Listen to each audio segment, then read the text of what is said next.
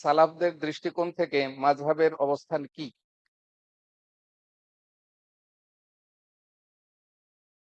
সালাফদের দৃষ্টিকোণ থেকে মাযহাবের অবস্থান কি?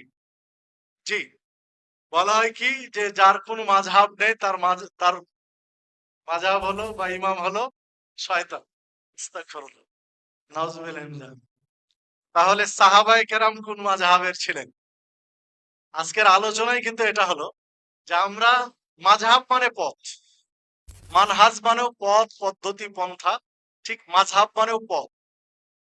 তো আমরা মাযহাব যদি মানতে হয় তাহলে মাযহাব হবে মাযহাবে মুহাম্মাদি,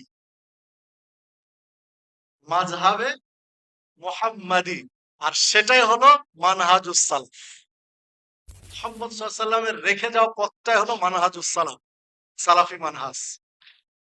পৃথিবীর সকল সালাফি মুসলিম, কিন্তু পৃথিবীর সকল মুসলিম সালাফি নয়। এটা হলো পার্থক্য।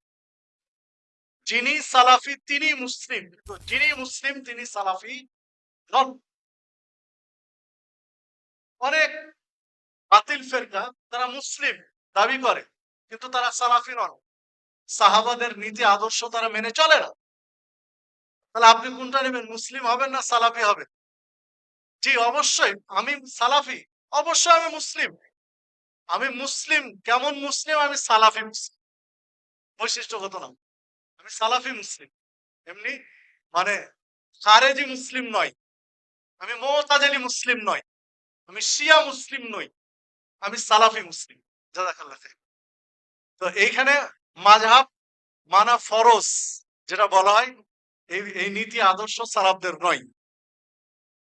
হ্যাঁ, মাযহাবের ইমামদের যে সকল নীতি আদর্শ বিশ্লেষণ কোরআন এবং সুন্নাহ ভিত্তিক, সালাফি মানহাজ ভিত্তিক, সেটা অবশ্যই আমরা মেনে চলব। কিন্তু যেটা সালাফি মানহাজ বহির্ভূত সেটা আমরা পরিত্যাগ করব।